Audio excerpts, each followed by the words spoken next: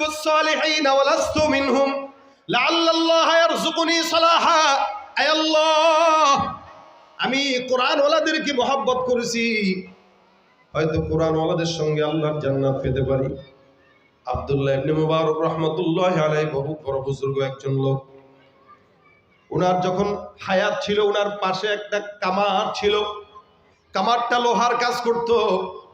আব্দুল্লাহ ইবনে মুবারক রাহমাতুল্লাহি আলাইহির ইন্তেকাল যখন হয়ে গেল, উনার ইন্তেকালের পর উনার একটা মুরিদ, উনার একটা খাদেম স্বপ্নের মধ্যে দেখলো আল্লাহ পাক রব্বুল আলামিনের বান্দা আব্দুল্লাহ ইবনে মুবারক রাহমাতুল্লাহি আলাইহি বিশাল বড় জান্নাতের বাগানের মধ্যে ঘুরে বেড়ায় আর আল্লাহর নিয়ামত তালাশ করে খায়। আল্লাহর বান্দা জান্নাতের নিয়ামত পাইতেছে, স্বপ্নের মধ্যে ডাক দেয়া বলল, হুজুর, আমি আপনাকে জান্নাতের আল্লাহ পাক আপনার সঙ্গে কেমন মুআমালা করলো আমাকে একটু বর্ণনা করে শোনায় দেন। আব্দুল্লাহ ইবনে মুবারক রাহমাতুল্লাহি আলাইহি বলেন, আল্লাহ পাক আমার সঙ্গে অনেক ভালো মুআমালা করলো শুধুমাত্র কোরআনের মহব্বত থাকার কারণে।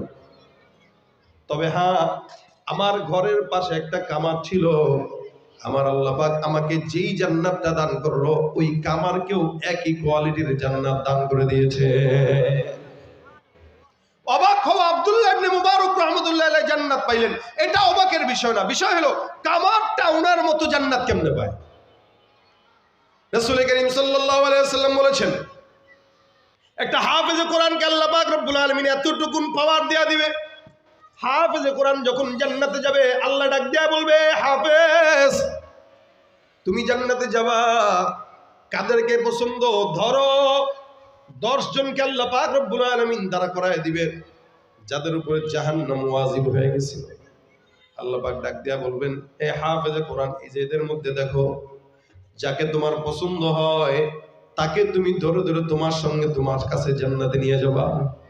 হাফেজে কোরআন তাকায় তাকায় দেখবে ওই যে বাবা দেখা যায়, মা দেখা যায়, সন্তান দেখা যায়, ভাই দেখা যায়, বোন দেখা যায়, হা হা এলাকায় আরেকটা মানুষ দেখা যায় যেই মানুষটার সঙ্গে মাদ্রাসার সম্পৃক্ত ছিল। আল্লাহ এই সকল ভাইদেরকে আমার সঙ্গে জান্নাত দিয়ে দিও। একটা হাফেজে কোরআন 10 জনকে একদম নিশ্চিত জাহান্নামী বান্দাদেরকে ধরে জান্নাতে তার পাশে বসায় দিতে হবে। সুবহানাল্লাহ, আস্তে কোন কে জোরে কোন না, এরা পারবেন না আপনারা, হাফেজ ছাড়া পারবে না। এটা হাফেজদেরকে আল্লাহ পাক পাওয়ার দিয়া দেয়। আব্দুল্লাহ ইবনে মুবারক রাহমাতুল্লাহি আলাইহি বলতেছেন, আমার পাশের জান্নাতে, একসঙ্গে জান্নাতে এই কামার। আল্লাহর বান্দার ঘুম ভেঙে যায়, সুন্দর করে ওই কামারের বাড়ি কাজ করতে করতে যায়, দরজার মধ্যে টোকা দিয়া কয়, ঘরের মধ্যে কে আছো? আমি একজন যুবক, আপনার কাছে এই কামারের সম্পর্কে কিছু জানার জন্য চলে আসলাম। ঘর থেকে কামারের বিবি ডাক দেয়া বলে, বলো কি সমস্যা? বলে, আমি আজকে রাত্রে আপনার স্বামীর ব্যাপারে আমার একটু বর্ণনা করেন। এমন কোন আমল আপনার স্বামীর ছিল যে আমলের কারণে আপনার স্বামীকে আল্লাহ পাক রব্বুল আলামিন জান্নাতে উচ্চ মাকাম দান করেছেন? বিবি ডাক দেয়া বলে, আমার স্বামীর তেমন কোনো আমল ছিল না, তবে 2টা আমল ছিল। কয়টা? 2টা। দেখেন, মনে রাখেন, এগুলো আমাদের জন্য শিক্ষা। বিবি ডাক দেয়া বলতেছে, আমার স্বামীর 2টা আমল। 1 নাম্বার, আজান যখন দেয়া দিত দোকান বন্ধ করে সাথে সাথে মসজিদ। আল্লাহ পাক বলেন, ফাসআউ ইলা যিকরিল্লাহি ওয়া দারুল বাই'। আজান যখন হয়ে যায়, আল্লাহু আকবার ধ্বনির আওয়াজ, ইমানদারের কাজ হলো দোকানপাট বন্ধ করে সোজা আল্লাহর ঘর মসজিদের দিকে চলে যাবে। আমাদের তো আজান দেওয়ার পরেও, কাতার সোজা হওয়ার পরেও আমরা মসজিদে যাই না, কোনো মতে 1 রাকাত পাইলেই চলে। অথচ বিখ্যাত একজন তাবেঈ নাম ছিল হযরত সাঈদ ইবনুল মুসাইয়্যিব রাহমাতুল্লাহি আলাইহি। উনি আজানের আগে আগেই সবসময় মসজিদে ঢুকতেন। এমন কোনো দিন নাই উনি আজানের আগে ঢুকেন নাই, প্রতিনিয়ত আজানের আগে আগে মসজিদে যাইতেন। একজন আল্লাহর বান্দা ডাক দিয়া কয়, হুজুর আজানের আগে মসজিদে যাওয়ার কারণ কি? সাঈদ ইবনে মুসাইয়্যিব রাহমাতুল্লাহি আলাইহি কয়, শোনো, আজানের মাধ্যমে মালিক তার বান্দা ইমানদারদেরকে তার ঘরে ডাক দেয়। ডাক দেয় কে? ঘরটা কার? মেহমানকে। আমরা মেহমানকে, মেজবানকে। আমার আল্লাহর ঘর, আল্লাহ মেজবান, আল্লাহই ডাক দেয়।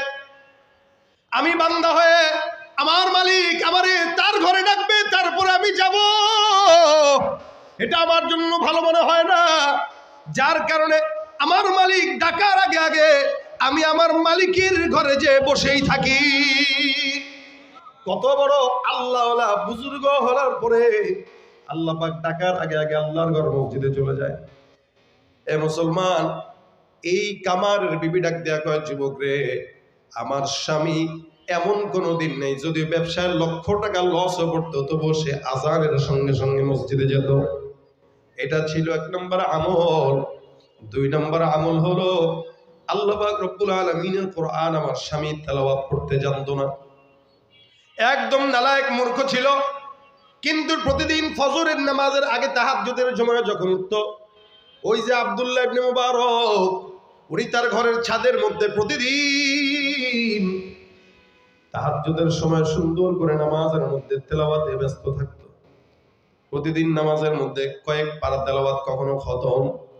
আমার স্বামী প্রত্যেক দিন ফজরের নামাজের আগে ওই বেচারার দিকে তাকায় তাকায় ভাবতো, আল্লাহ, হায় হায়, আমি যদি কোরআনের হাফেজ হইতাম তার চাইতেও বেশি পড়তাম। কিন্তু আমার আফসোস, আমার বাবা আমার হাফেজ বানায় নাই। আল্লাহ, আমি আব্দুল্লাহ ইবনে মুবারককে মহব্বত করি শুধুমাত্র কোরআনের কারণে। আল্লাহ, আমি যদি হাফেজে কোরআন হইতাম তোমার কোরআন পড়তাম।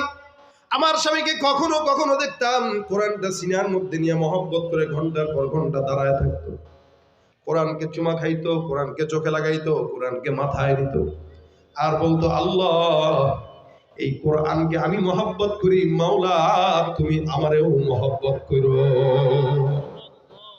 আমার স্বামীর এতটুকু আমল ছাড়া আমি আর অন্য কোনো আমল দেখি নাই।